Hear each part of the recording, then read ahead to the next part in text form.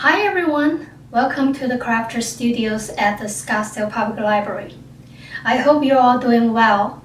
During this time when we have spent most of our time indoor while we wait for the pandemic to slow down, wouldn't it be nice to engage ourselves in something that is productive and creative? That is why I decided to do a weaving program today. The repeated motions of passing the yarn back and forth across the loom has a very calming and soothing effect that will definitely relieve our cabinet fever.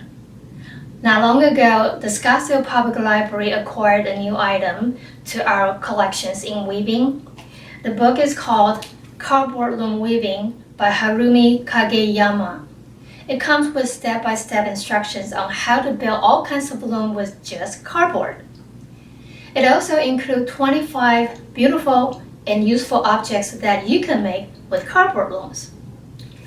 At the end of this video, you will get a few more glimpses of the content of this book. But just to give you a little taste of what this book can offer, today I'm going to show you how to build a basic cardboard loom from scratch. So here we go.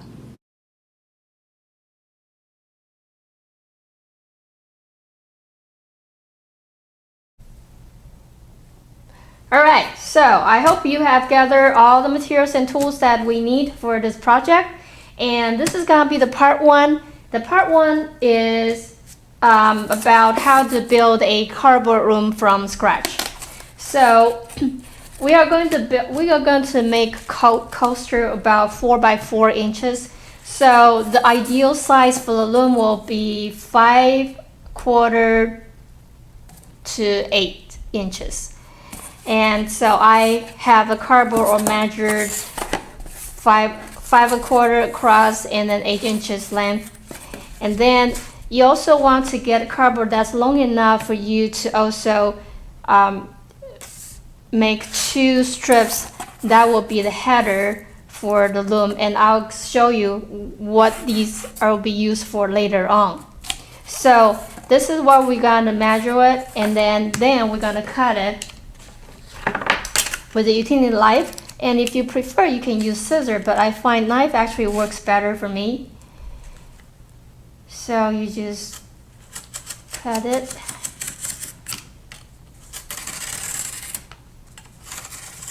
You might want to do a several skirt to cut it nicely.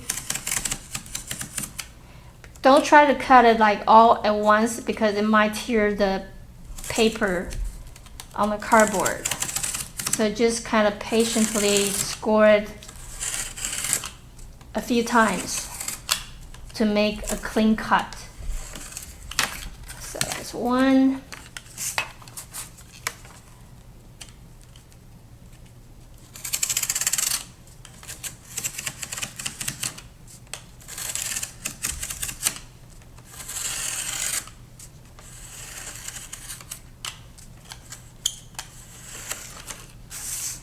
And the last one.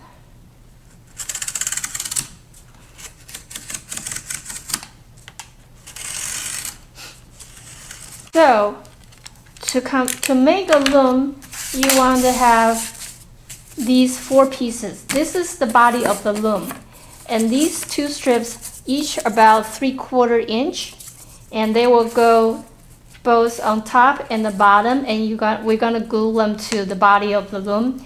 And this one is about 1 inch. This one will go in here at the bottom as a guide when you start weaving, so the bottom doesn't go zigzag, and will have a cleaner weaving result.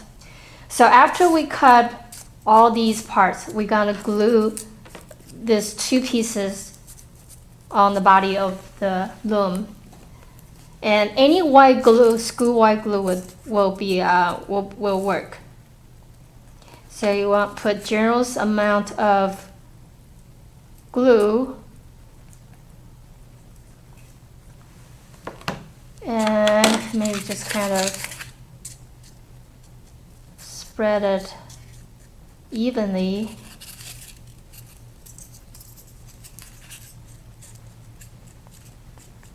here, and then press it down, and you do the same thing with the other one.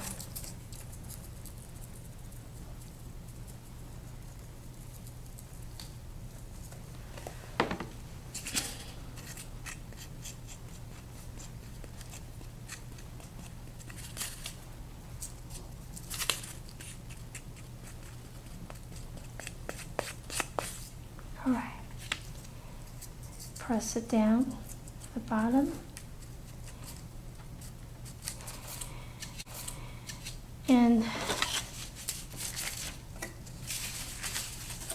if you do this way, you make sure that both pieces are even at the same edge.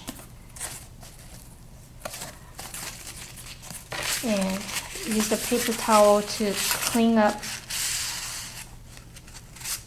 the glue that or outside the edge.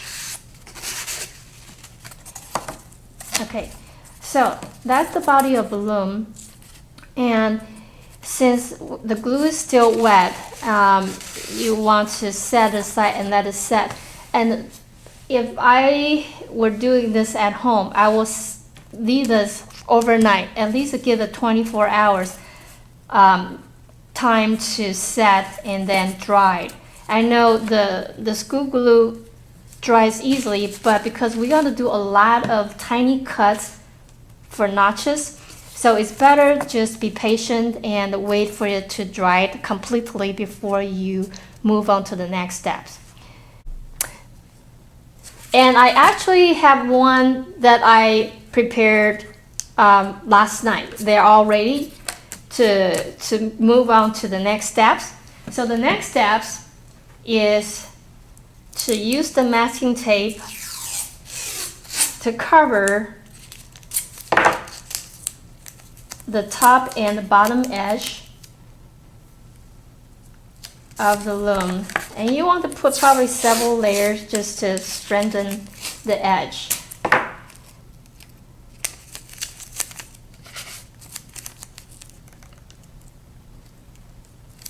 Like that.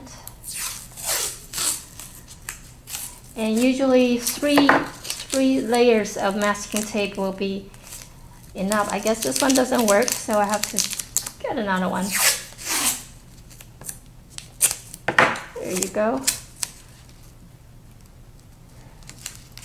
Okay, and you flip it over, press it down again. And for the sides, that's how you do it. Is you cut at these two places.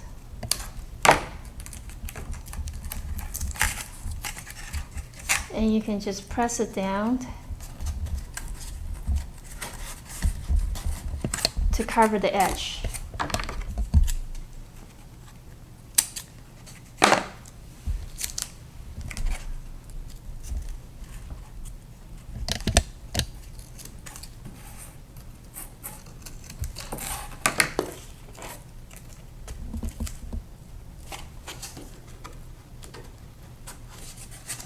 There. And then you're gonna do the same with the other end. And after you did that, you may not be able to see this clearly, but one of the advantages of using cardboard is because of corrugated, so you can actually kind of, if you flip it at a certain angle with the light, you can actually see a very subtle line that is created by the corrugated edges between the two, that was sandwiched between the two pieces of cardboard paper. And then so you can actually use those lines as a guideline to draw the line. Because the next thing we need to do is to cut notches in the even space on both ends. That's where the yarns will go. So you can use either pen or Sharpie, and then I can, and I apologize, you might not be able to see that, but when you do it at home, you should be able to see this very subtle line, and you mark it. It's really difficult for you to see. You can even just use the ruler and then to mark the space, about 1/4 inch. Then you will mark the same way, exactly if you started from the left, the other end you also have to start from the same side. And then, after you put the masking tape, then you do the marking. So, and because of the time that is allowed, I will leave this part, and I'm going to show you how to do the cutting for the notches. How deep should you cut the notches? It's about 1/2 inch. So you mark 1/2 inch here, 1/2 inch here, and you draw a line.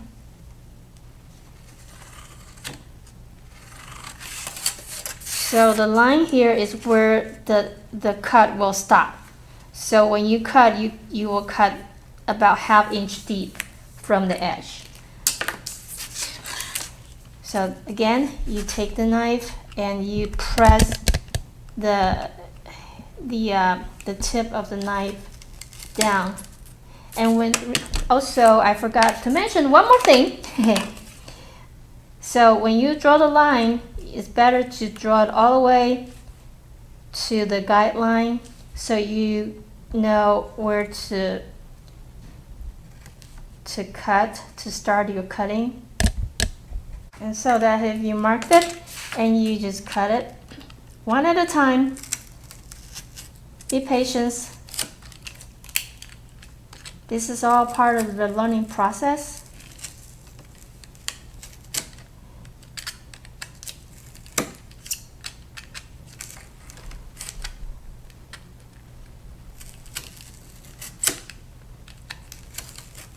And then you can turn the back and you can kind of see whether it cuts through or not. And if not, then you just do it again.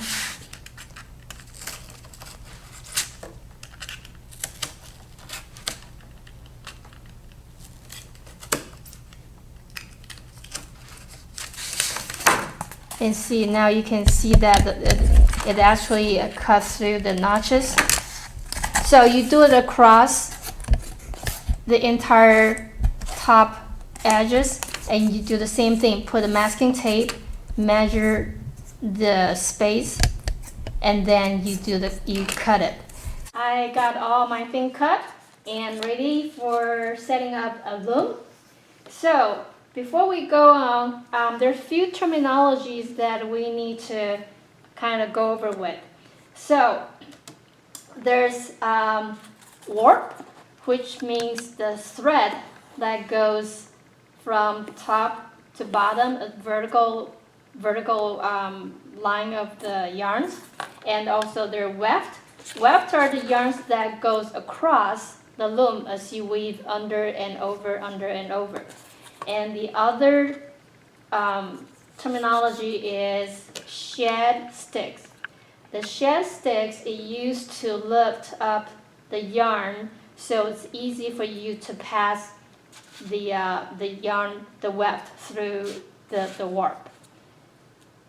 And then, of course, and that's basically there are other terminology when you go into more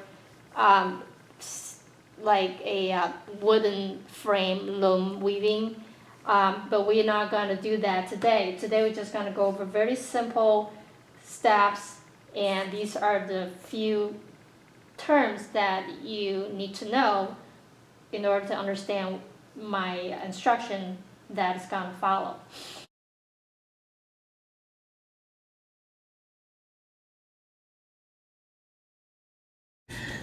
So there you have it. That's how you build a basic cardboard loom.